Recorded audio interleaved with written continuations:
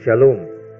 Hari ini judul yang kita hendak bahas adalah tinggallah di dalam kasihku. Itu ada ayatnya di dalam Yohanes 15 ayat 9. Kita baca bersama-sama ya. Seperti Bapa telah mengasihi aku, demikianlah juga aku telah mengasihi kamu. Tinggallah di dalam kasihku itu. Jikalau kamu menuruti perintahku, kamu akan tinggal di dalam kasihku. Seperti aku menuruti perintah Bapakku dan tinggal di dalam kasihnya. Saudara, ini ajakan Tuhan Yesus. Tinggallah di dalam kasihku. Artinya ada satu area, ada satu daerah di mana kasih Yesus beroperasi. Nah, kalau Anda dipanggil tinggallah di dalam kasihku. Artinya Anda bisa tinggal, juga bisa meninggalkan, bukan? Bisa diam di situ, bisa keluar. Tapi kalau tetap tinggal di dalam kasih Yesus, ada banyak hal yang justru itu yang kita akan bicarakan. Bagaimana tinggal di dalam kasih Kristus dan apa yang terjadi kalau orang tinggal di dalam kasih Kristus. Bagaimana caranya? Tadi disebutkan, jikalau kamu menuruti perintahku, kamu akan tinggal di dalam kasihku. Jadi, hidup yang diatur oleh perintah Tuhan Yesus. Dan kapan Tuhan Yesus memberi perintah? Bukan hanya dengan membaca Alkitab, tapi dia mau bicara setiap hari di sini. Setiap hari Tuhan Yesus berkata-kata. Dan dia memberi perintah, dia memberi pesan, beban doa, dia memberi dorongan-dorongan untuk berbuat ini dan itu. Itu perintah di dalam hati. Yang dikehendaki Tuhan bukan hanya sekedar membaca firman lalu mengerti pokok-pokok pikiran orang Kristen. Bukan itu.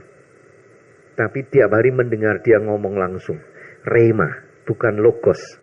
Logos bagus untuk mendukung supaya kalau dapat rema Anda ngerti maksudnya. Tapi yang membuat Anda atau mengatur hidup Anda adalah rema. Bisa mengerti ya? Logos itu adalah firman Allah yang membaku, yang sudah tertulis.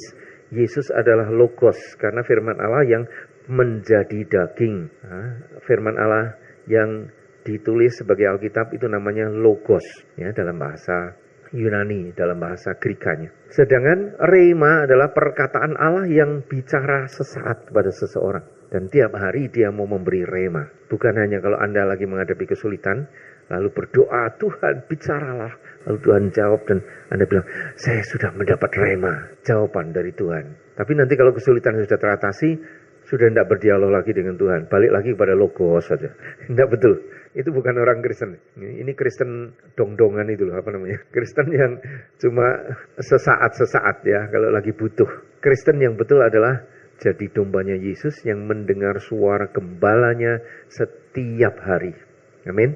Nah, yang dia mau adalah menuruti perintah dia hari demi hari. Dengan itu kita memelihara diri tinggal di dalam kasih Yesus. Kalau mulai tidak mendengar lagi dia ngomong, mulai pakai logos saja, mungkin dia masih belum melanggar perintah Tuhan, tapi tidak menurut instruksi Tuhan. Ya, mungkin tidak melanggar aturan Tuhan, tapi tidak menurut perintah Tuhan.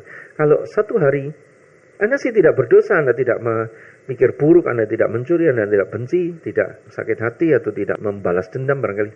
Anda diam saja. Tapi sebetulnya Tuhan ingin Anda bergerak ke suatu tempat untuk mengunjungi seseorang, mendoakan orang lain, atau mengirim berkat, atau menyampaikan pesan Tuhan. Tapi karena Anda diam saja, tidak mau dengar dia, Tuhan mau ngomong pakai Anda, karena Anda alat yang terdekat sebetulnya dengan orang yang perlu pertolongan. Ada koneksi yang bagus, ada hubungan yang baik, tapi itu tidak bisa dipergunakan karena Anda tutup kuping, budek. Ini orang tidak melanggar perintah Tuhan, tapi tidak bisa menurut instruksi Tuhan. Betul tidak? Jadi dipakai tidak bisa. Nah, orang Kristen adalah orang yang setiap hari, setiap saat buka telinga dan mendengar. Dia pesan apa, dia ngomong apa. Anda selalu membuat diri Anda available, siap sedia. Baik, sekarang ada pergeseran kasih, saudara, ya, dalam hidup ini.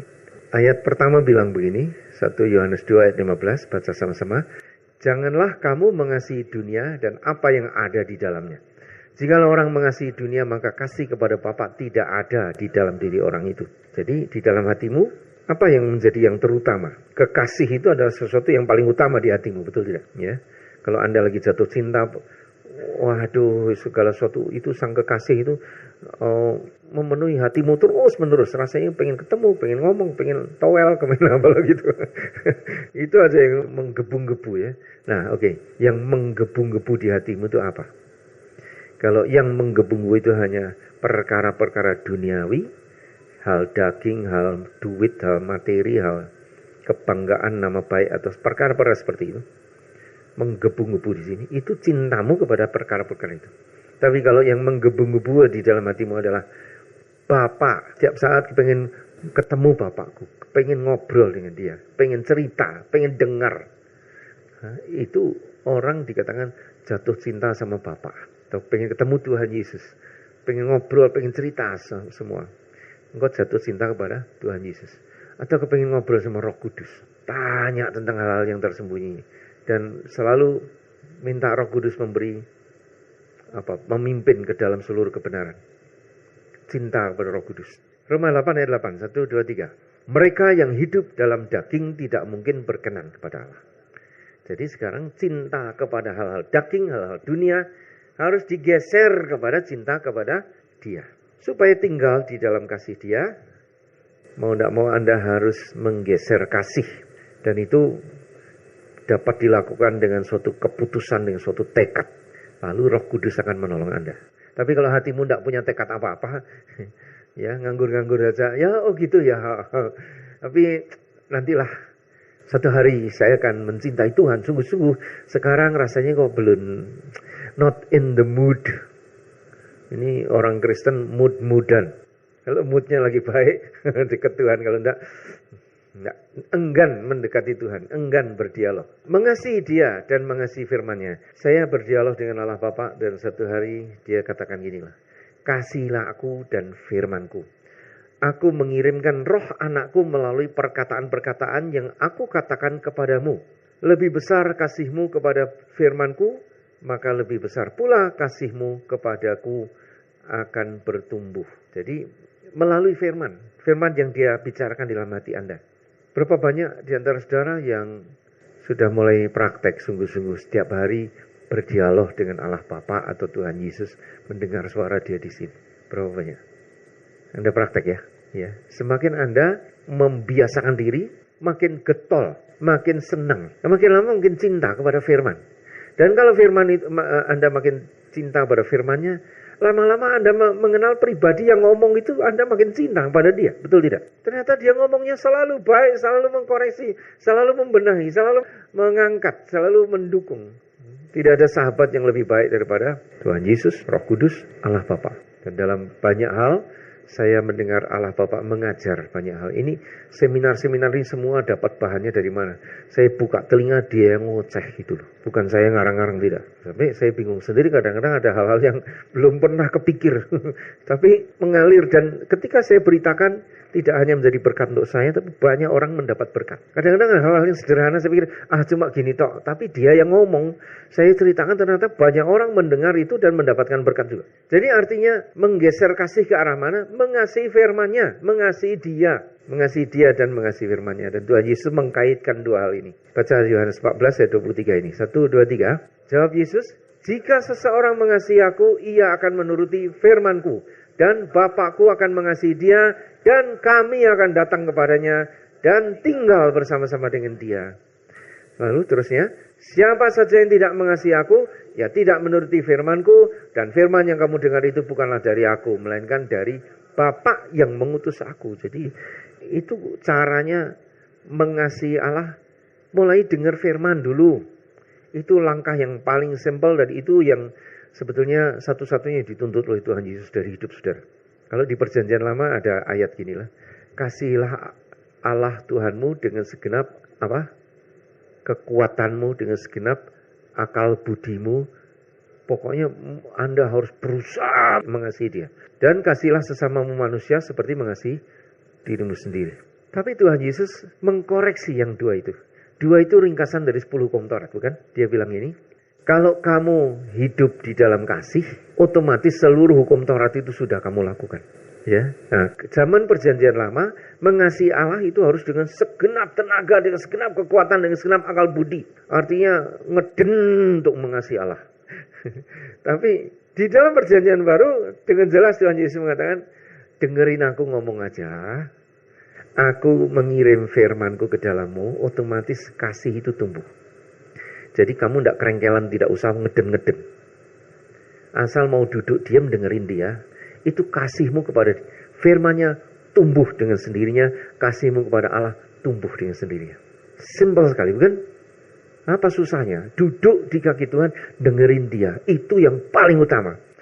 Jadi orang Kristen jangan terlalu cepat atau terlalu banyak mikir tentang cara melayani Tuhan. Tentang bagaimana planning dan rencana dan bagaimana program kerja kita dan sebagainya, visi dan misi kita. Tidak usah pusing. Sebab Yesus mikir sendiri untuk hal-hal itu. Nah, kalau engkau mulai mikir sendiri, sedangkan dia mikir sendiri, pasti beda. Jadi kalau engkau mulai mendekat pada Tuhan Yesus, simpel aja buang rencana dan pikiran dan semua tetek bengek itu. Relax saja, dengerin dia ngomong. Nanti dia kasih rencana demi rencana dan planning demi planning. Percaya tidak? Dan itu yang pas menurut kehendak dia. Percuma merenung-renung bikin rencana-rencana sampai 3 hari 3 malam tidak bisa tidur. Karena memikir tentang rencana dan program. Ketika akhirnya datang pada Tuhan Yesus, go to hell with your plans. Nyah itu semua ide-ide. Aku punya ideku sendiri. Jadi yang 3 malam 3 hari 3 malam itu percuma loh. Buat apa ngeden-ngeden kayak gitu ya. Jadi sebenarnya paling simpel duduk di kaki Tuhan, dengerin dia ngomong. Nanti dia yang kasih program, dia kasih planning. Jadi kita ini seperti orang bodoh menantikan Tuhan. Daud dengan tepat sekali, aku seperti kerbau yang dungu di bawah kakimu. Itu sikap yang paling betul. Untuk apa? Siap diisi oleh dia. Berhenti berpikir, relax, mendengar dia. Nah, pikiranmu itu hanya untuk mengerti apa yang dia ucapkan ya. Untuk bisa bertanya, untuk bisa minta penjelasan. Itu pikiran itu hanya seperti itu. Begitu dapat penjelasan, Anda belum jelas lagi, nanya lagi. Nanti lama-lama apa yang diucapkan itu membuat segala yang Anda tanyakan terjawab dan tiba-tiba Anda penuh sendiri gitu. Rasanya penuh gitu. Betul tidak? Siapa saja yang tidak mengasihi aku, ya tidak menuruti firmanku. Dan firman yang kamu dengar itu bukan dari aku, melainkan dari Bapa yang mengutus aku. Jadi kalau Anda mendengar Tuhan Yesus, ini gambarnya seperti ini. Tiap hari itu coba ngobrol kongkau dengan Yesus ya. Duduk berdua gini, diskusi. Dengerin dia, dia mau nemenin semua orang. Dan dia bisa. Sekalipun sekaligus 1 juta orang duduk pada jam yang sama, itu masing-masing dengarnya beda-beda. Kok bisa? Karena Allah omnipresent. Dia bisa hadir di mana saja. Betul tidak? Dan untuk tiap pribadi dia memberi firman yang tepat sesuai dengan ukuran pengertian Anda. Kasih itu yang benar harus dimulai dari dia. Kasih yang dimulai dari manusia itu tidak pernah benar. Karena itu kasih selalu ada motivasinya. Kasih yang dimulai dari daging manusia itu selalu punya pretensi, punya tujuan tertentu. Seorang pemuda yang jatuh cinta pada seorang nona, dia bilang, I love you dear.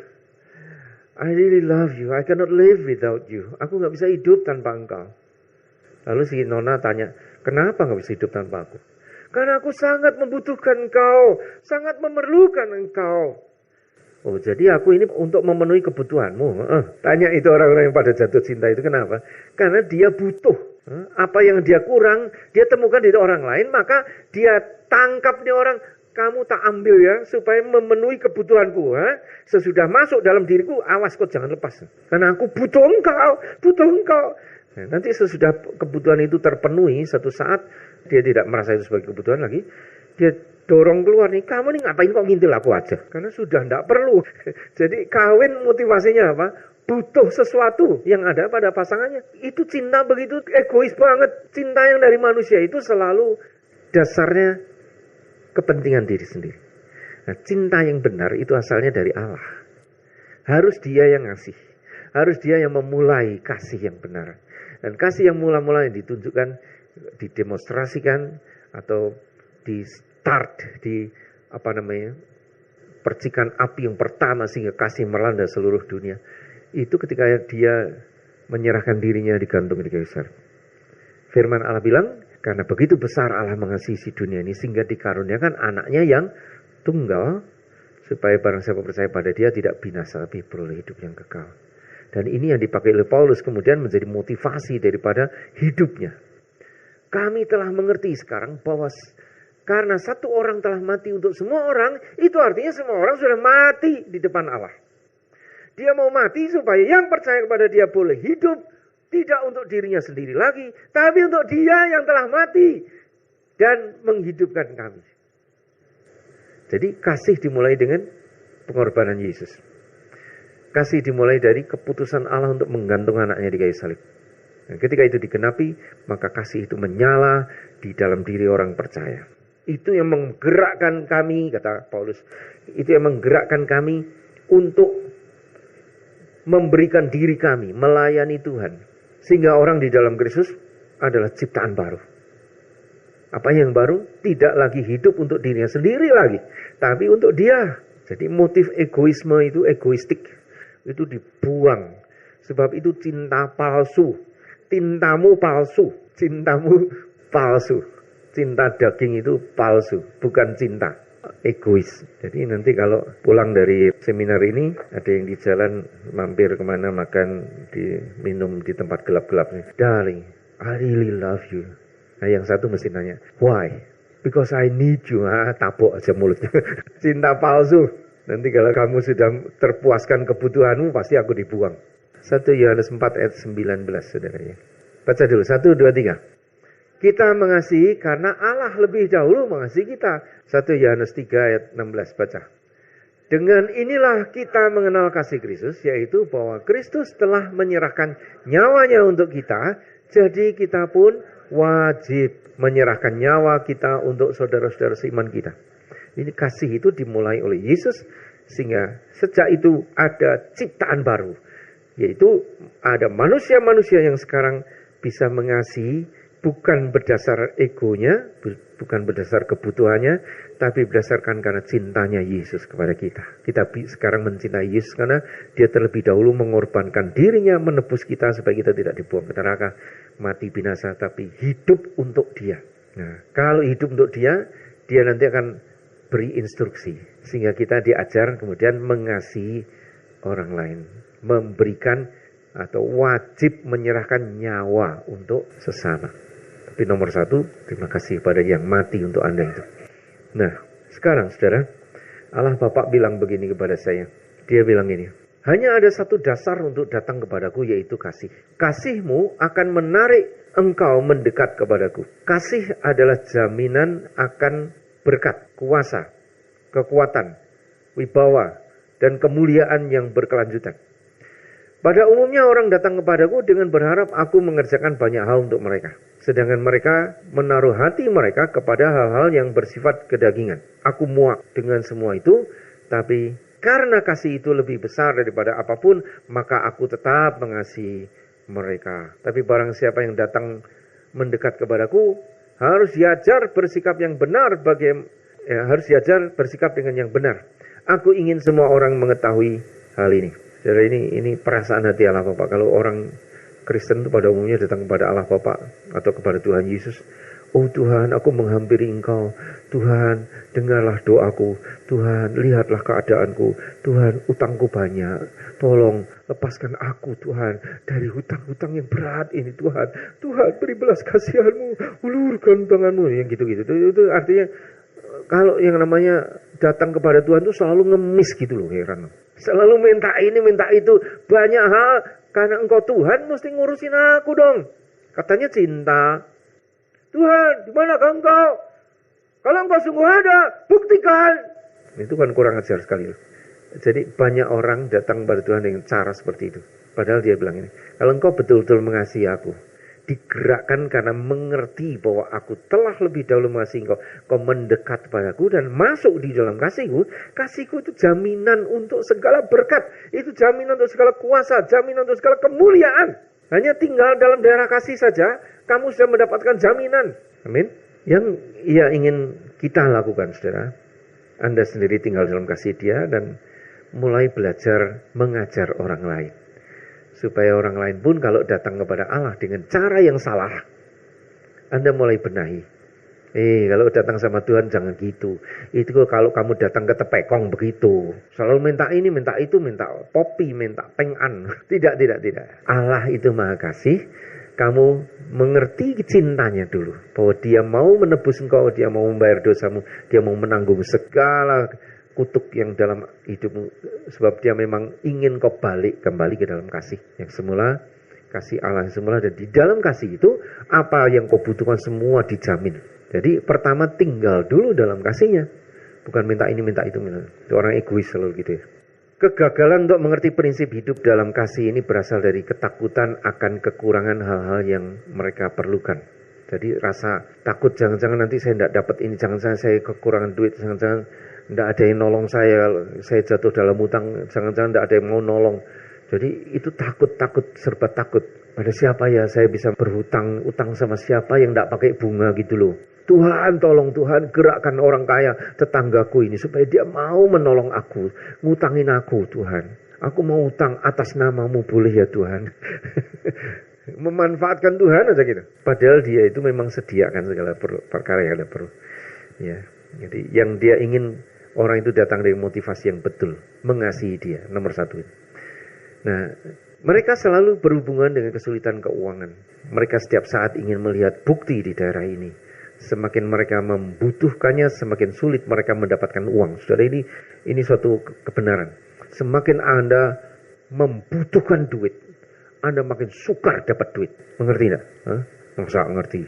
Tapi tak kasih tahu ini kebenaran. Semakin kau butuh duit, makin sulit dapatnya. Aneh sekali. Sampai harus jatuh dalam utang-utang dan sebagainya. Semakin kau tidak butuh duit, semakin gampang duit datang kepadamu. Ngerti tidak? Pernah ngerasain tidak? Siapa yang pernah ngerasain gitu? Tuh, lihat tuh. Betul toh? Semakin kau butuh duit, itu duit kayak sukar sekali dicari. Mengapa? Itu rule, itu hukum. Tuhan ngasih aturan kayak gitu tuh. Sebab apa? Orang cari duit itu salah. Yesus bilang apa? Carilah kerajaan Allah dan segala kebenarannya. Maka yang dicari orang dunia, itu cara orang dunia itu memang begitu. Nyari duit itu, cari kerajaan Allah dan segala kebenarannya, maka yang dicari-cari orang itu ditambahkan padamu. Bisa ngerti tidak? Jadi anak Allah jangan cari duit, tak kasih tahu. Butuh sih butuh, iya kebutuhan, semua orang butuh, tidak bisa disangkal. Tapi nyari duitnya itu yang keliru. Harusnya cari apa? Kerajaan Allah dan segala kebenarannya. Cari salah satu kebenaran ini, tinggallah di dalam kasihku, itu kebenaran. Hidup di dalam kasihmu, kasih Yesus. Itu namanya duit itu gampang setengah mati. Datang aja tiap kali. Belum butuh pun datang. Percaya tidak? Ini terus terang saya ngaku ini. 2 bulan yang lalu saya dalam kesulitan keuangan. Kenapa? Ini karena sejak dari sudah setahun sudah. Karena saya pakai kredit card. Mau tidak mau waktu itu saya sabbatical 11 bulan itu. Waduh, sekali datang ada yang ngasih 5.000 US ada. Datang lagi ada yang ngasih 40 juta. Tapi habis itu 500.000 sejuta. Jadi pengeluaran terlalu banyak. Nggak cukup apa boleh buat. Sesuatu tidak ada uang, kebutuhan mendesak, pakai kredit card. Selesai sabbatical, ini tidak kebayar-bayar ini. Dikejar terus. Saya selalu bayar sih, tapi selalu ada sisa yang belum bisa kebayar gitu loh. Sampai kadang-kadang tertunda gitu. Lama-lama saya menyadari ini saya sudah melanggar prinsip yang Tuhan ajarkan belasan tahun, puluhan tahun yang lalu. Sudah mulai pakai kredit card. Saya tidak cerita, tentu Anda tidak tahu. Saya tidak cerita, tapi saya mengerti betul. Saya berdoa sungguh-sungguh Tuhan lepaskan saya dari jerat ini. Nah, saya tahan semua pengeluaran yang dihemat-hemat supaya saya bisa lunasi. Begitu lunas kredit card. Hati saya lega sekali. Tidak ada yang tertekan di sini. Dan saya mengasihi dia dengan merdeka, saudara. Tidak merengek minta duit. Apa yang terjadi? Itu yang namanya duit datang. Dan setiap kali saya bisa selalu bilang, jangan tahu duit pasti datang. Mantap gitu, iman itu kuat sekali. Dan apa yang terjadi? Uang datang. Walaupun saya kuras terus setiap kali ada pelayanan kemana, saya belikan tiket untuk tim, untuk pergi ke sana ke sini, saya bayarin. Tapi duit datang lagi. Tadi malam itu saudara, saya lagi persiapkan ini, saya lihat di handphone saya kok bunyi, tapi saya terlambat mengambil sehingga dia mati. Jadi saya lihat miss call toh, saya call kembali. Tapi lucunya yang saya call itu, halo, saya bilang, ini siapa ini? Saya bilang, oh dia sebut namanya. Saya Pak, kenapa Pak Andreas? Loh, tadi Anda call saya kan? Ini miss call. Saya call back. Enggak Pak, saya enggak call Bapak. Barangkali kepencet enggak sengaja ya. Enggak Pak, tapi nanti dulu Pak Andreas. Ini yang gini nih saya menangkap biasanya itu Roh Kudus mau berbuat sesuatu dengan saya. Pak Andreas, saya mau tanya, Pak Andreas lagi butuh apa? Enggak, saya enggak butuh apa-apa. Lu katanya Pak Andreas mau pelayanan ke Solo, mau ke Magelang, mau ke Madiun. Iya itu sudah, tiketnya udah tak beli semua. Betul Pak Andreas, enggak perlu berkat atau apa. Dia yang nyari-nyari saudara. Pak Andreas, kontraknya Pak Andreas di Jakarta masih sampai kapan? Oh masih setahun, masih September yang akan datang. Pasti ada sesuatu yang Pak Andreas perlu ini. Lucu gak itu orang? Biasanya kalau begini saya harus memberikan sesuatu. Gini Pak Andreas, kalau sama pendeta lain saya rada pelit. Kalau sama Pak Andreas saya dengan senang hati saya mau memberikan sesuatu untuk Pandres. Udah gini lah, kalau mau mendukung saya, memang di rumah di Jakarta itu saya kontrak rumah besar, saudara. Kalau siang panasnya bukan mainnya. Dan pemuridan itu jam 11, setengah 12 baru mulai. Kepanasan, jadi murid-murid rada ngantuk-ngantuk itu, susah saya. Saya mau bikin, jadi pintu masuk itu ada ruangan, sebetulnya ruang tamu, tapi terus bablas masuk ke ruang tengah yang besar, atapnya tinggi. Jadi kalau dikasih AC itu, wah, tidak pernah dingin, jadi panas terus. Saya mau sekat bagian ruang tamu itu, ya kasih rolling door atau apa, kasih AC sehingga kalau pemuridan di situ aja supaya agak dingin gitu loh. Nah, dan satu lagi kamar mandinya juga jelek, jadi saya mau bongkar lagi, mau perbaiki yang bagus. Tapi saya tidak bilang. Sudah gini aja, kalau Anda mau membantu saya memang mau pasang itu rolling door dan pasang AC supaya pemuridan tidak terlalu panas. Pak Andres, butuhnya berapa itu? Ya kira-kira 5 juta. Masa Pak, tidak cukup tuh 5 juta. Nanti udah saya kirim 10 juta Pak. Dan malam itu juga langsung ditransfer. Itu yang namanya duit datang sendiri. Saya tidak terlalu menuntut-nuntut, tapi orang lain yang sibuk mencari kebutuhan saya apa untuk transfer. Saya rasakan betul yang saya khotbahkan bukan sesuatu yang ngomong kosong. Ini yang Tuhan ajar dan kemudian saya ngalaminya. Dan Anda dengar hari ini akan kau alami mulai malam ini. Amin. Saudara, Allah Bapak bilang begini, bahwa kasih itu seperti udara. Ya, kalau Anda hidup di dunia materi, Anda butuh udara, bernafas. Ada 3 hal yang sangat penting ya. Makan, minum, dan bernapas. Anda bisa tidak makan sampai 100 hari tidak makan. Dan tidak minum sekalipun. Masih bisa hidup. Tapi coba tidak bernapas 5 menit. Dengan cepat Anda pingsan. Dan kalau tidak segera ditolong. Tetap tidak bernapas. Tekep terus gitu. Atau dibungkus sama plastik gitu. Tong plastik. Tidak bisa bernapas. Lebih dari 10 menit Anda pasti mati. Betul tidak? Cepat sekali. Nafas itu kita dengan merdeka setiap hari bernapas. Sehingga kita tidak mikir itu sesuatu yang sangat gawat, kan di mana-mana Anda bisa bernapas, ya. Tapi kalau satu kali oksigen hilang dari muka bumi, 5 menit sesudah oksigen hilang seluruh bumi mati habis semua. Nah, kita take for granted, merasa itu sebagai sesuatu yang sewajarnya begitu sehingga tidak ada orang yang berterima kasih kepada Tuhan untuk hadirnya udara. Padahal itu penting sekali untuk Anda, betul tidak? Coba berapa banyak yang pernah berterima kasih, Tuhan terima kasih ada udara yang gratis tiap hari aku hirup ini. Oh, haleluya. Ada nggak? Ada nggak? Berapa banyak? Oh, ada juga yang sadar diri ya.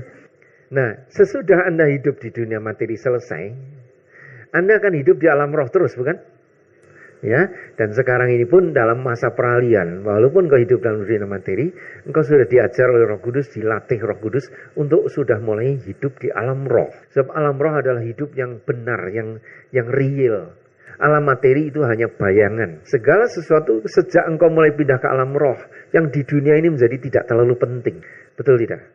Kalau engkau betul di alam rohnya, maka engkau betul juga di alam daging. Nah, orang kedagingan yang tidak pernah mengerti alam rohnya Allah, hidup di dalam daging dengan susah payah. Kalau engkau mulai pindah ke alam roh, di situ ada atmosfer juga. Atmosfer di alam roh apa? Tentu bukan oksigen, tapi kasih. Kasih itu merupakan requirement number 1. Itu merupakan kebutuhan nomor 1 di alam roh, di kerajaan Tuhan. Engkau tidak bisa hidup tanpa kasih, walaupun beberapa menit saja di kerajaan surga. Sama seperti Anda di dunia materi tidak bisa hidup 5 menit tanpa bernapas. Di alam roh kira-kira sama. Engkau tidak bisa lebih dari 5 menit tidak hidup dalam kasih. Begitu engkau tidak hidup dalam kasih, artinya dalam hatimu tentu ada jengkel, benci, sakit hati, kesal, marah, dendam, curiga, iri hati, sakit hati. Itu artinya engkau sudah tidak hidup di alam roh. Engkau sudah turun ke daerah orang mati lagi. Dunia ini tempatnya orang mati, betul tidak? Jadi, kalau engkau hidup di alam roh, hanya ada kasih. Tidak ada kasih plus jengkel dikit gitu, tidak ada. Sebab kasih plus jengkel dikit, itu artinya sudah meluncur balik ke dunia materi.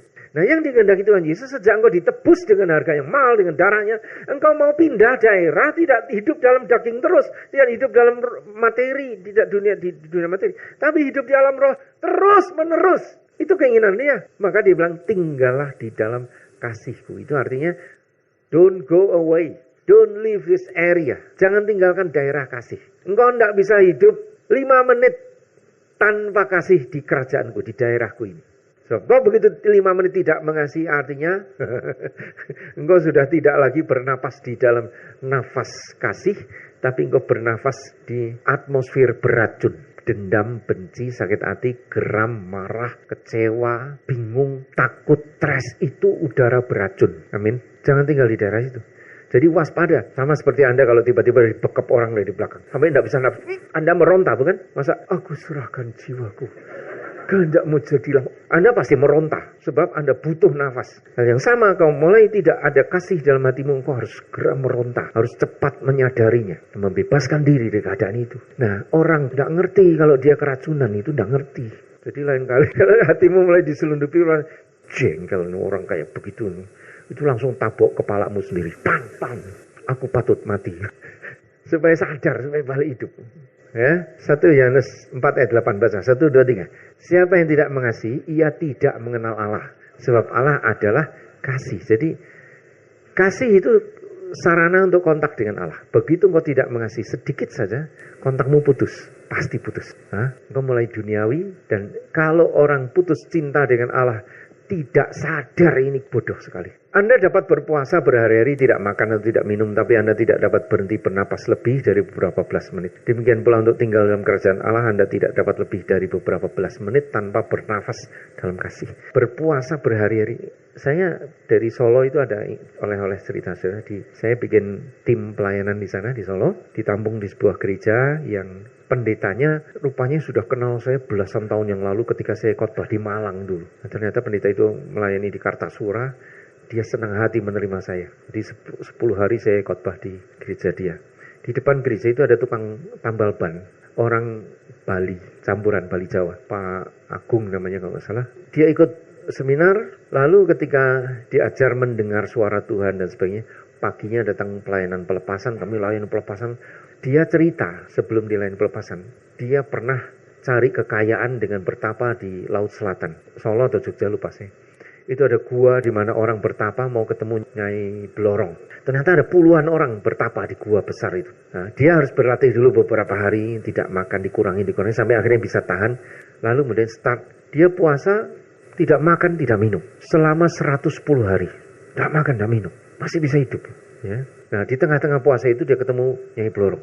Lalu Nyai Blorong tanya, kamu mau apa? Saya ingin minta kekayaan. Baik, tapi anakmu tak ambil. Wah, jangan. Kalau ambil saya boleh, ambil anak saya jangan. Ya sudah, tidak jadi. Nah, dia puasa terus sampai 110 hari, kolaps ya. Lalu kebetulan memang di gua itu ada juru kuncinya, jadi keliling. Dia lihat orang-orang bertapa. Ada yang sudah jatuh, pingsan, dicari. Udah mati ini. Ya langsung dilapor keluarganya atau gimana, dikubur. Nah, pas bapak ini roboh, penjaga lewat, wah, udah kolaps.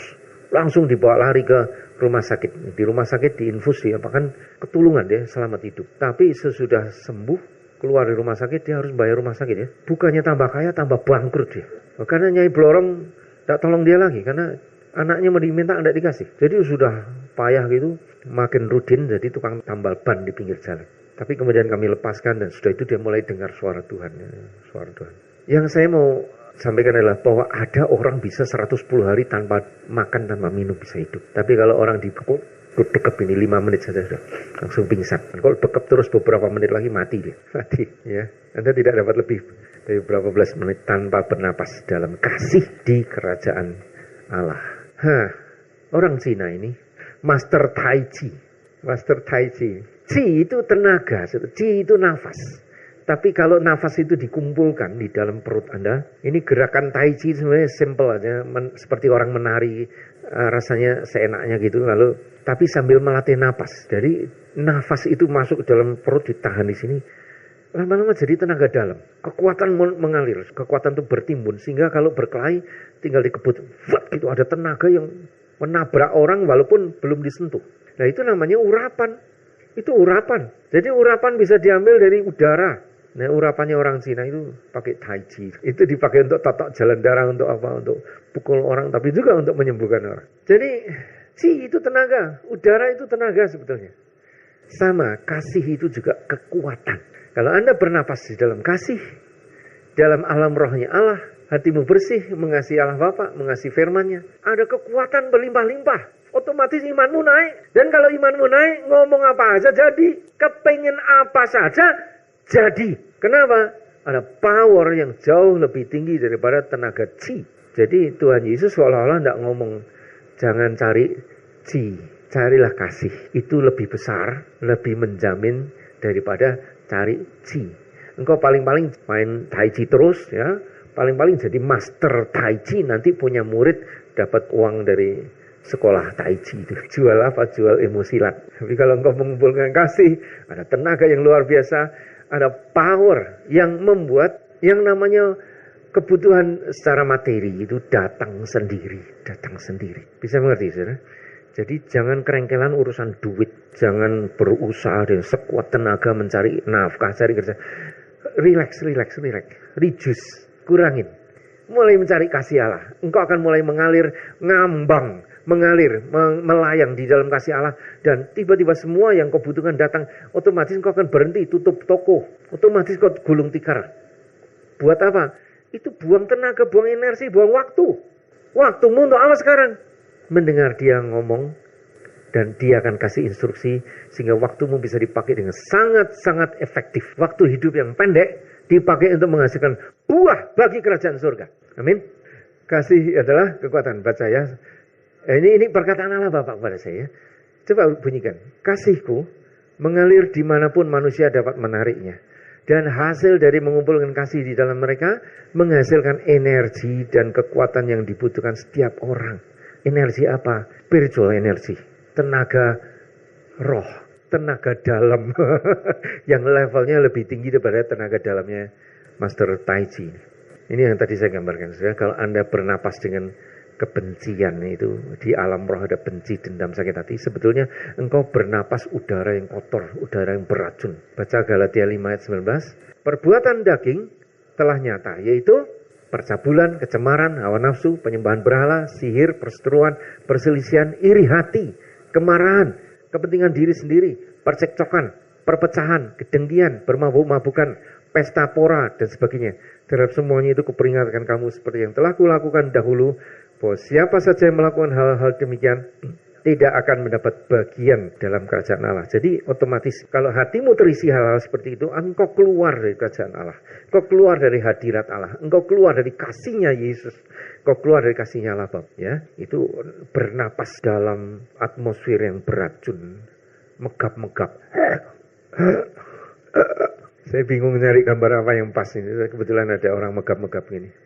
Nah, engkau akan kehilangan tenaga. Kalau orang ada dendam, sakit hati, kesal, jengkel, doamu tidak punya power. Maka banyak orang Kristen bingung. Kenapa sungguh dalam keadaan kejepit, sukar, hidupnya sulit, utangnya banyak. Kenapa berteriak-teriak sama Tuhan kok tidak didengar gitu loh. Powerless. Karena hatimu bingung, hatimu kecewa, hatimu ketakutan. Itu semua racun. Ini gambarnya ini orang yang ototnya gede tapi kakinya kempes. Jadi kelihatannya powerful, tapi kalau ke bawahnya dilihat no more power. Baca di Yesaya 65 ayat 11. Oke, Yesaya 65 ayat 11. 1, 2, 3. Tetapi kamu yang telah meninggalkan Tuhan, yang telah melupakan gunungku yang kudus, yang menyajikan hidangan bagi dewa Gad, dan yang menyuguhkan anggur bercampur rempah bagi dewa Meril. Ini sesungguhnya hamba-hambaku akan bersorak-sorai karena gembira hatinya, tetapi kamu akan mengerang karena sedih hati, dan kamu akan menangis karena patah semangat. Ini sebenarnya ayat 11 sampai ayat ini ada 2 ayat yang saya buang. Ya, ini saya ambil awalnya dan akhirnya saja. Gambaran ini digambarkan di Yesaya. Orang-orang yang meninggalkan Allah, tidak mendekat, tidak mengasihi Allah, akan mengalami keadaan yang sangat sengsara. Kamu akan mengerang karena sedih hati, kamu akan menangis karena patah semangat. Tapi hamba-hambaku yang menghampiri aku akan bersorak-sorai karena gembira hatinya. Hati yang gembira adalah obat. Sakit pun sembuh sendiri. Tidak usah keluarkan ongkos untuk ke rumah sakit atau ke dokter.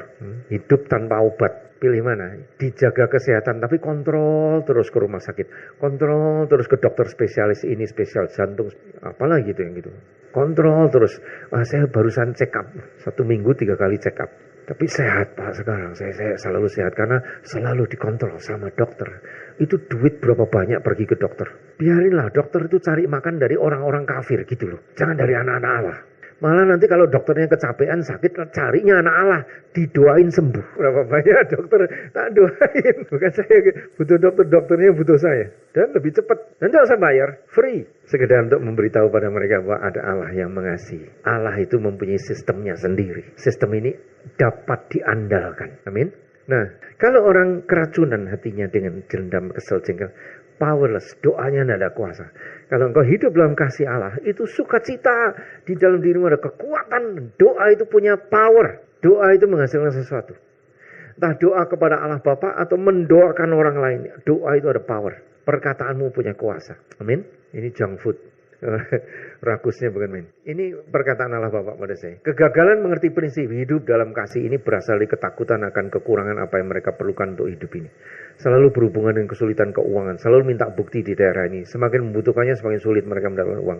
Hukum hal keuangan adalah jika seseorang yang mendapat lebih di bumi, semakin banyak keringat harus mereka keluarkan untuk itu. Dia pengen punya uang, pengen peras lebih banyak harus peras keringat, jual diri. Orang dunia kan gitu ya. Kalau mau dapat duit banyak, jual energinya, jual tenaganya, jual kepintarannya, dijual, dijadikan duit. Tapi kalau orang hidup dalam Kristus, orang ini sendiri sudah dibeli oleh Yesus, jadi hidupnya dijamin oleh yang beli. Nggak usah jual apa-apa. Relakan dibrodolin, malah barang-barang jualan itu buangin aja. Barang daganganmu itu disangkalin aja, dibuangin. Hidup hanya dengan roh saja, dijamin oleh dia segala kebutuhan baik materi, lebih lagi di dalam roh disediakan untuk Anda. Amin. Itu aturan kutuk di Taman Eden. Tapi semakin mereka mempercayaiku, kasihku tak akan menolak untuk menolong. Aku tak dapat mencegahnya. Jadi begitu Anda tinggal dalam lingkungan kasih Allah, dia bilang semua tersedia. Karena kasih itu namanya menyediakan. Kasih itu memberi. Kasih itu mengasih. Ya, memberi. Jadi begitu kamu tinggal dalam daerah kasihku, I cannot help. I cannot stop the blessing. The blessing is there. It's just flowing. Itu mengalir aja gitu loh. Aku tidak bisa menghentikannya lagi. Jadi dengan berada di daerah kasihku, yang namanya blessing yang dicari-cari orang dunia, dengan ngeden-ngeden sampai jual-jual diri itu. Tidak perlu kamu alami. Sekarang motivasi perkawinan tadi sudah saya singgung ya. Tapi sekarang gini, saudara, kalau suami istri kawin, lalu kemudian suatu hari bertengkar. Ditabok atau ditendang atau diapakan gitulah, diusir gitu. Lalu istrinya berteriak gini, aku minta cerai. Apa untungnya kawin dengan kau? Nah, ketahuan. Dulu mau kawin karena apa? Cari untung. Nggak dapat untung minta cerai. Sebaliknya ada lagi, atau di tempat lain ada lagi. Pukul, ditendang. Lalu dia bilang, di mana harga diriku? Sejak kawin sama kamu tidak pernah menghargai aku. Cerai saja. Nah, buktinya itu bahwa dulu motivasi kawin itu cari penghargaan. Dan banyak laki-laki itu tahu perempuan memang paling suka dihargai ya. Diperempukan, ya. Dianggap sebagai empu. Empu itu yang terhormat, yang dihargai. Perempuan memang paling suka diempukan. Toh. Jadi laki-laki tahu tekniknya. Perempuan cantik, ini cowok enggak cakep tapi pintar mulutnya. Aduh, aku ketemu engkau ini luar biasa loh. Engkau itu cantiknya luar biasa. Aku suka perempuan yang seperti kamu ini. Orang yang manis, lembut, sabar, dan ramah. Aduh, tidak ada lagi duanya di dunia. Itu perempuan kan mekar, mengembang. Karena sering digituin, walaupun hatinya tahu, gombal, tapi enak juga. Perempuan tuh suka gombal-gombal gitu, tahu nggak? Jadi ini kalau ada laki-laki yang tidak pernah kawin ini tak kasih tahu. Perempuan tuh suka, walaupun gombal dia seneng gitu loh. Sebab apa? Harga dirinya diangkat, dicintai, dikasihi, disanjung-sanjung sebagai satu permata yang sangat berharga gitu. Walaupun giginya rada dongo sedikit. Tapi apa yang diomong itu, wah menghimbau dia sampai melambung, akhirnya mau dikawin. Tapi sudah dikawin beberapa saat, penghargaan hilang. Dia minta cerai karena yang dicari itu penghargaan. Siapa yang gitu? Pasti tidak ada yang mau ngaku lah. Nah, banyak sekali perkawinan ujungnya jadi kayak gini sudah. Ini mukanya merah semua karena dipukul, ini tabok ini. Dan yang tadinya cantik itu lihat aja. Jadi jelek ya. Banyak perempuan cantik, indah gitu, ditabok, rusak. Sekali ditabok aja, rusak ada selamanya deh. Sama seperti bunga yang Anda perkes gregetan gitu. Udah tidak balik lagi dah dia. Ya, perempuan yang cantik itu harus dipelihara terus menerus seumur hidup supaya tetap cantik. Sekali dikremes hancur ya. Tapi bila cara memandangnya adalah begini ya, kalau ada perempuan ditabok suami, ditendang atau diusir atau diperlakukan tidak adil, si perempuan ini bisa bilang gini, biar Tuhan, aku terima pukulan dan hinaan dari suamiku, aku anggap ini sebagai pembayaran biaya untuk mendapat seorang suami yang kelak menjadi hamba Tuhan. Pikirannya kemana? Dia tahu tugasnya. Aku istri harus bawa laki-laki yang satu ini, betapa mbocenglinya, betapa mbojainya, tapi aku terus tekuni sampai dia jadi hamba Tuhan. Karena aku tahu Tuhan mengasihi dia juga. Biar kalau dia mesti melampiaskan marah dan aku kena tabok sesekali sih, aku jadikan itu biaya untuk mengubah dia dan menuntut di hadapan Allah supaya dia digarap sampai dia jadi hamba Tuhan. Makin sering ditabok, makin sering bilang, Tuhan catat dalam buku accountmu ya. Aku bayar makin lama makin banyak, aku harus beroleh suami yang qualified sebagai hamba Tuhan. Nah kalau ada perempuan begini, dia tidak marah, dia tidak akan minta cerai. Bahkan dia makin gigih, makin ditabok, makin gigih. Dan yang menang siapa? Pasti dia, betul tidak? Karena ada Allah. Nah banyak perempuan itu sering rajin ke gereja, tapi kalau sudah ditabok suami, Allahnya juga hilang. Dia mulai menuntut, Tuhan, kenapa terjadi begini? Tuhan, aku tidak terima dibeginikan. Tuhan, Engkau adil. Oh Tuhan, Tuhan izinkan aku cerai saja Tuhan. Ini orang sudah ditabokin ya, rugi kan, cerai. Sedangkan firman bilang jangan cerai. Engkau cerai, pisah. Memang luput dari tabokan. Tapi tak lama kemudian datanglah laki-laki hidung belang yang sangat berbelas kasihan. Selalu dimulai nih, kasihannya ibu ini punya anak, tabokin suaminya, kasihan ya. Lalu mencoba menghibur, coba ditampung konselingnya. Lama-lama jatuh cinta, pasti itu. Sebab perempuan yang dicerai membawa benih perzinahan. Itu yang bilang siapa? Bukan Andreas, Yesus. Kalau orang menceraikan istrinya, ia menjadi sebab untuk istrinya berbuat zina. Jadi dia membawa benih perzinahan. Pasti datang laki-laki hidung belang. Yang belang hidungnya itu yang payah. Datang-datang pasti mulai dengan kasihan. Akhirnya jatuh cinta, kawin. Nah kalau kawin itu namanya perzinahan. Sekalipun cerainya resmi dengan surat pemerintah. Kenapa pemerintah memberi surat cerai? Karena sudah tradisi di mana-mana ada surat cerai. Padahal kalau di dalam kerajaan Allah, Allah tidak pernah suka ada cerai. Tidak pernah ada di hatinya Allah terbit untuk orang boleh cerai itu. Tidak ada. Dulu orang Israel diizinkan bercerai karena apa? Karena kekerasan hati mereka. Maka Musa terpaksa disuruh bikin surat cerai oleh Tuhan. Kalau tidak keras hati tentu tidak ada surat cerai. Jadi di hati Allah tidak ada surat cerai. Originalnya tidak ada. Hanya karena manusialah yang bikin gitu. Maksain, maka ada surat cerai. Jadi di negara manapun sebetulnya surat cerai itu tidak menurut kehendak Allah. Ya. Dan jangan dijadikan pegangan untuk orang Kristen. Orang Kristen harus punya hukum yang lebih tinggi. Jangan berpegang pada undang-undang pemerintah. Sebab pemerintah di dalam negaranya itu ada banyak macam agama. Ada yang mengizinkan cerai. Malah mendapat manfaat dengan adanya surat cerai. Di Amerika kalau orang cerai, janda cerai harus dijamin seumur hidup sama bekas suaminya. Enak kan? Kawin aja sama orang kaya, 2 tahun tak cerai, dijamin terus nanti sama ex pacar yang itu. Yang gelandangan yang tidak punya kerjaan, tidak apa-apa. Karena hidupnya ada dijamin sama bekas suami. Jadi cerai dapat jaminan. Dimanfaatkan. Nah, kalau kita mengerti akan rencana Allah, sebetulnya perkawinan itu suatu sarana dipakai oleh Allah untuk mengembalikan laki-laki kepada lingkungan kasih Allah. Banyak perempuan harus menanggung derita. Demi supaya seorang laki-laki yang dia kawini boleh kembali kepada Allah.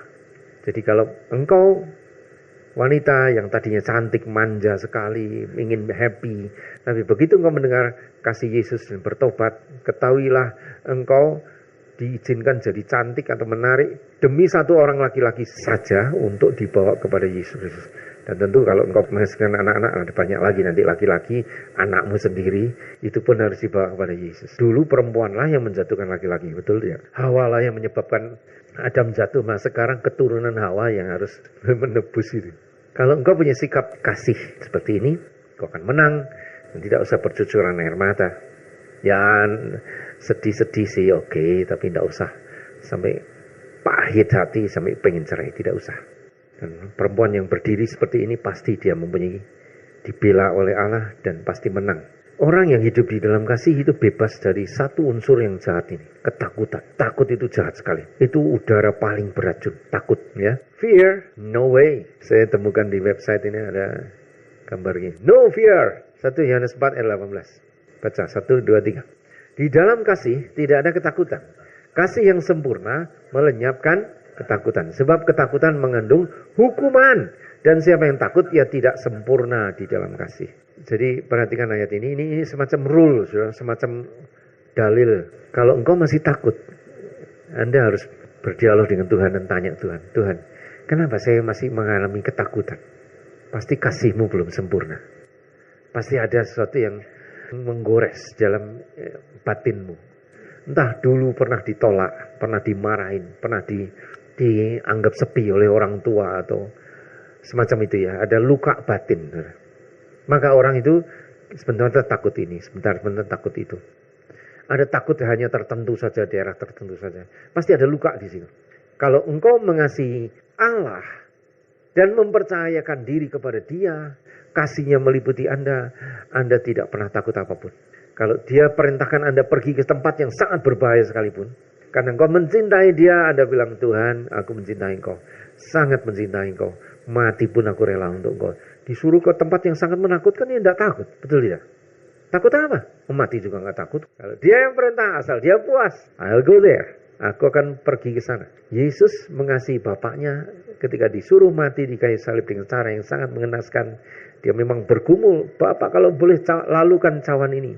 Tapi dalam pada itu kehendak-Mu saja jadilah. Ternyata dia memang harus pergi, masuk dalam penderitaan yang berat. Hanya satu yang dia tidak pernah duga. Ketika dia digantung di kayu salib, dia masih tenang. Tiba-tiba gelap langit. Tiba-tiba dia sadar, loh, Bapakku pergi kemana? Eloi, Eloi, lama sabachthani. Itu surprise untuk Yesus. Tidak pernah kepikir bahwa Bapaknya tinggalin dia. Jadi Tuhan Yesus tidak maha tahu ya. Ada sesuatu yang dia tidak ketahui yang ada di otaknya Allah Bapa. Tapi ketika semua sudah selesai, Bapaknya kembali. Dia menyerahkan nyawanya kepada Bapaknya. Dan ternyata dia beri tugas lagi. Oke, turun ke dunia orang mati, beritakan Injil di antara orang mati. Lepaskan tawanan, beritakan Injil di antara orang penjara. Ya turun ke sana. Jadi pertama serahkan nyawanya kepada Bapaknya, tapi itu ditugaskan turun ke dunia orang mati. Yesus tidak takut sekalipun dia diutus ke tempat yang sangat mengerikan. Hanya satu yang dia takuti, ditinggalkan Bapaknya. Dan itu kejadian. Dan sudah sekali itu dok, sehabis itu tak pernah dia ditinggalkan Bapaknya. Amin. Kenapa dia ditinggalkan Bapaknya? Itu menebus Anda yang ditinggalkan oleh Bapak. Dia yang tanggung. Sehingga sekarang sudah dibayar lunas, Anda tidak perlu lagi mengalami ketakutan seperti itu. Amin. Karena Anda sekarang disatukan dengan Yesus. Dan Yesus tak pernah ditinggalkan Bapaknya. Itu hanya satu-satu kalinya itu saja. Sekarang Anda pun tak perlu ditinggalkan Bapak. Matius 6 ayat 30. 1, 2, 3. Jadi, jika demikian Allah mendandani rumput di ladang yang hari ini ada dan besok dibuang ke dalam api, tidakkah Ia akan terlebih lagi mendandani kamu, orang-orang yang kurang percaya? Saudara, saking isengnya itu, karena banyak orang mau dikasihi, mau didandani, tapi ada kabur karepnya dewa. Jadi Allah Bapak itu isengnya sampai rumput-rumput dia dandani, saudara. Bukan gitulah. Memang sifatnya dia suka mendandani. Rumput aja didandani, apalagi engkau. Amin. Jadi kalau kembali kepada kasihnya, dia pasti kotak-katik Anda lah, pastilah. Entah rambutnya dikuncir kemana, gitu, lalu bajunya diganti yang bagus, ya. Nanti, coba sepatu ini bagus nih, coba gitu. Pasti dia usil aja gitulah. Maaf, saya mau tanya ibu-ibu, siapa yang punya suami yang usil aja mau dandanin istrinya? Ada nggak? Nggak ada. Tak seorang pun ibu sehappy itu. Wah, ini malang semua. Punya suami yang tak layak jadi suami barangkali. Memang banyak suami-suami itu memang egoisnya setengah mati. Dia rela merangkak di bawah kaki perempuan supaya dikawin. Sesudah dikawin, ganti kamu yang merangkak melayani aku ya. Tukar peran. Laki-laki itu maunya diladeni melulu. Kalau salah malah ditabok, pang gitu kan.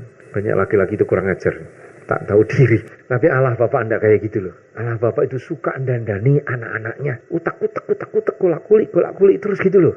Dia pengen bikin yang lebih bagus supaya nampak lebih mulia. Karena dia memang mau mentransfer seluruh kemuliaannya ke dalam dirimu. Percaya tidak? He is a very happy father. Ketika engkau balik kepada dia bikin pesta di kerajaan surga. Lembu tambun disembelih untuk engkau. Tadinya berusaha badung, balik bertobat. Itu satu lembu disembelih di surga.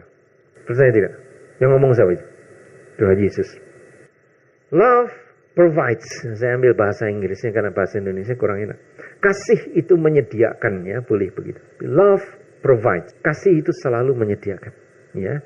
Sifatnya kasih, selalu memberi. Bacaan Matius 6 ayat 30, 1, 2, 3. Jadi, jika demikian Allah mendandani rumput di ladang yang hari ini ada dan besok dibuang dalam api, tidakkah Ia akan terlebih lagi mendandani kamu, hai orang yang kurang percaya? Ini tadi ayat yang sama, ya.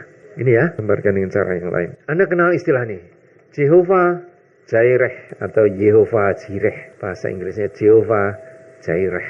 Apa artinya? God provide. Allah menyediakan. Itu diucapkan oleh Abraham ketika dia disuruh mempersembahkan Ishak pagi-pagi. Dia berangkat sampai di kaki gunung, si Ishak tanya bapaknya, "Papa, di sini ada kayu, ada api, ada pisau. Mana dombanya?" Jawab bapaknya, "Pak, Allah akan menyediakan." Jehovah Jireh. Ternyata sampai di atas gunung baru terus terang. Nah, sebetulnya bapakmu disuruh mempersembahkan kamu kepada dia. Yang lucunya si Ishak itu, "Oh, saya toh." Ya udah, langsung diulurkan. Dia tidak kabur gitu loh. Nah, kalau kabur lari ke gunung, itu kakek tua ngejer anaknya ini masih remaja itu, mana bisa dia kabur ubur-uburan gitu ya. Ini Ishak itu enak aja. "Oh, saya toh." Ya, silakan. Ketaatan yang luar biasa, saudara. Dia diikat sama bapaknya, mau dibunuh dengan pisau, muncullah malaikat Tuhan. "Hentikan, jangan dibunuh." Dan di semak-semak belukar ada seekor domba yang menggantikannya. Jadi Allah yang menuntut, Allah juga yang membayar. Anda disuruh bertobat supaya meninggalkan dunia ini, dosamu harus dibayar. Siapa yang bayar? Dia gantung anaknya sendiri. Engkau dituntut untuk menjadi orang yang mendekat kepada dia, mendengar suara dia, mampu mendengar dia. Siapa yang nolong? Dia sendiri yang merekayasa. Dia kirim Roh Kudus, ya, Roh Kudus bongkar kedaginganmu sampai bersih, sampai hatimu bisa mendengar suara dia. Yang diperlukan Anda mau kooperasi gitu saja. Semua yang ngerjain dia. Jehovah Jireh itu artinya luar biasa. Apa saja yang kau dituntut oleh dia, dia sendiri yang kerjain. Jadi kalau Anda sampai suatu saat dalam dialog dengan Tuhan mendengar, "Anakku, aku ingin kau pergi memberitakan Injil ke tengah hutan," misalnya gitu. Anda bilang, "Tuhan, siapakah aku ini? Aku tidak sanggup, Tuhan. Utuslah orang lain saja." Orang ini memang tidak mengerti maksud Tuhan. Tuhan kalau mengutus, dia membuat kau mampu. Betul tidak? Tidak nanti Anda dibunuh di tengah hutan hanya karena sekedar Tuhan senang lihat kau mati di tengah hutan. Tidak. Kalau dia nyuruh sesuatu yang berat, dia pasti dia juga yang menyediakan segala keperluanmu dan membuat engkau sanggup dan mampu melakukannya. Amin. Baca ini. Dan Abraham menamai tempat itu Tuhan menyediakan. Sebab itu sampai sekarang dikatakan orang di atas gunung Tuhan akan disediakan. Jehovah Jireh. Mazmur 5 ayat 13. Baca 1, 2, 3. Sebab engkaulah yang memberkati orang benar, ya Tuhan. Engkau memagari dia dengan anugerahmu seperti perisai. Saudara, rupanya orang yang benar, yang duduk dalam kasih Yesus, itu dipagari. Pagar itu mencegah supaya tidak ada kuasa apapun menyerbu, merampas hakmu. Saya kebetulan dapat gambar yang cantik. Ini pintu gerbangnya Buckingham Palace di London, ya. Cantik sekali dengan mas-mas segala macam. Ini pagar keliling seluruh istana Buckingham. Dia memagari Anda dengan apa?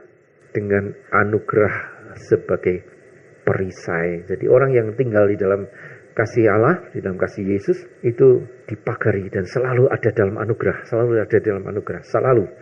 Engkau hidup dalam style yang tinggi. High style. Hidup dalam anugerah. Ada orang yang hidup dengan kemiskinan di bawah normal. Ada orang yang sangat menderita sampai makan saja susah. Ada orang yang hidup pas-pasan. Tiap kali butuh dia dapat. Ada orang yang hidup pas-pasan. Tapi ada orang yang hidup di dalam high style, very high style. Hidup dalam anugerah, naik level. Berapa banyak di antara saudara yang masuk kelompok pertama, hidup di dalam kesusahan, utang banyak, makan saja hampir nggak bisa gitu loh. Berapa banyak? Ada nggak? Nggak ada ya, puji Tuhan. Siapa yang hidup dalam kelas menengah ini? Ya, makan sih ada pas-pasan aja Pak Andes. Memang sebulan ada kali utang, tapi bulan berikut sudah bisa bayar lagi gitu. Berapa banyak? Ada nggak? Ada nggak? Ada ya? Ini Pak Andes tuh ngomong apa tuh? Bingung. Itu orang lagi mau angkat tangan tuh. Pas-pasan aja. Ada cukup aja gitu ya, serba pas aja gitu. Tapi ada orang yang hidup dalam kelimpahan. Ini anugerah. High style. Sehingga anytime ada beban dalam hati ini, tergerak memberi, orang selalu bisa memberi. Berapa banyak yang gitu? Tinggi. Loh kok enggak semua itu yang tadi itu ngapain gitu? Yang satu enggak, dua tidak, nomor tiga ditanya enggak juga. Membingungkan. Ada transfer kekayaan. Ini sering Anda dengar. Tapi ada di dalam firman dan itu merupakan stylenya Allah. Orang yang hidup dalam kasih Allah akan mulai mengalami apa yang pernah Allah kerjakan dulu ketika bangsa Israel dirampas keluar dari Mesir. Mereka sudah diperbudak sekian generasi, kemudian ketika dengan tangan yang kuat mereka direbut oleh Allah. Pada malam ketika besoknya mereka keluar dari Mesir, karena anak sulung pada dibunuh mati oleh Tuhan, kecuali anak sulung orang-orang Israel yang di pintunya ada tanda darah itu ya. Pada malam itu mereka makan berjamaah Paskah, besok paginya Musa kasih perintah sama semua orang. Besok kalian keluar, pergi kepada semua tetanggamu, orang-orang Mesir, minta emas perak sebanyak-banyaknya. Jadi apa yang mereka lakukan? Hari terakhir itu ibu-ibu pada pergi ke tetangga. Permisi ibu. Iya ada kenapa? Besok kami boleh keluar dari negeri Mesir. Ini hari terakhir kami tinggal di negeri ini. Allah kami membawa kami keluar besok. Kami mau pamit ya, permisi. Oh ya. Waduh, Anda akan dibawa kemana? Itu Tuhan kami yang tahu, kami tidak tahu. Bu, barangkali ada sesuatu yang ibu mau bekalin kami barangkali. Oh iya, ini bawa ini rotiin bawa nih. Bu, barangkali masih ada lagi yang lain. Barangkali emas perak juga boleh kok. Apa yang terjadi? Semua copotin emas peraknya. Dengan sukarela mereka itu memberikan. Karena apa? Dalam hati mereka, makin lama engkau di sini kami makin bangkrut. Mending sekarang pergi cepat-cepat. Ini tak bekalin sudah. Asal pergi aja. Barangkali gitulah hatinya. Itu dari mana itu? Allah yang menggerakkan hati orang-orang itu. Allah yang mengasih pesan di dalam hati semua orang Mesir. Sehingga ketika didatangin orang-orang Israel, seluruh kekayaan mereka punya dirampok habis. Dirampok habis. Jadi ini keluar dari negeri Mesir dengan kekayaan rampasan, bukan rampasan perang. Tahu-tahu jadi kaya aja, diperkaya oleh Allah yang memimpin mereka. Mereka keluar membawa emas perak, meninggalkan negeri Mesir miskin. Emas peraknya habis semua, dirampok habis-habisan. Jadi mereka bukan bangsa yang terusir keluar, tapi bangsa yang dengan kemenangan membawa segala kekayaan negeri itu. Dan untuk apa emas perak itu? Ternyata untuk bikin bait suci perlu banyak emas. Tapi sebelum bait suci dibikin, mereka sudah rampok itu dulu dengan bikin berhala lembu emas. Nah itu yang bikin kesal Allah. Kok ku kasih emas kok dipakai untuk itu. Baca dulu ya, Keluaran 3:21. Dan aku akan membuat orang Mesir bermurah hati terhadap bangsa ini, sehingga apabila kamu pergi, kamu tidak pergi dengan tangan hampa, tetapi tiap-tiap perempuan harus meminta dari tetangganya dan dari perempuan yang tinggal di rumahnya barang-barang perak dan emas dan kain-kain yang akan kamu kenakan kepada anak-anakmu lelaki dan perempuan. Demikianlah kamu akan merampasi orang Mesir itu. Tuhan terus terang, kamu kusuruh, rampasin saja. Aku beri kau otoritas. Dan itu bukan dosa, bukan salah. Karena apa? Yang nyuruh Allah sendiri. Tapi saya ngajar gini jangan disalahartikan, saudara, bahwa saya mengajar Anda untuk merampas tetanggamu mulai malam ini. Saudara, saya kasih kesaksian sedikit. Beberapa tahun yang lalu, ada satu ibu yang mengajar murid-muridnya supaya pada minta harta dari orang lain. Nah, ibu itu muridnya bekas murid saya, banyak yang ikut dia. Suatu hari saya dikirimin SMS. Hamba Tuhan Andreas Samudra, Anda harus mengirim ke dalam akun saya uang sejumlah 100 juta atau berapa gitu.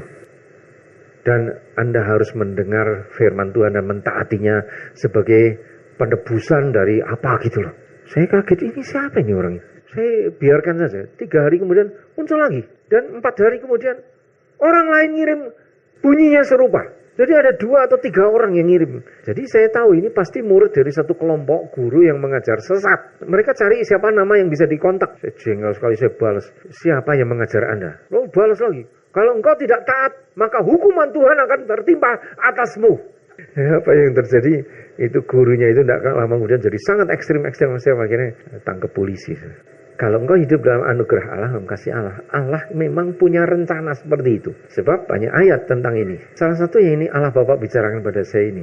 Ada saatnya di mana ketaatan kepadaku menjadi faktor yang penting dalam rangka membuka bendungan-bendungan berkat. Seperti tembok-tembok Yeriko, di mana kelimpahan dari orang-orang kafir disimpan untuk anak-anakku. Harus direbut dengan suatu cara agar kuasaku dapat menembus kekuatan kegelapan atau kekuatan manusia yang menyimpan berkat itu. Ini gambaran rekonstruksi dari benteng Yeriko dulu ya.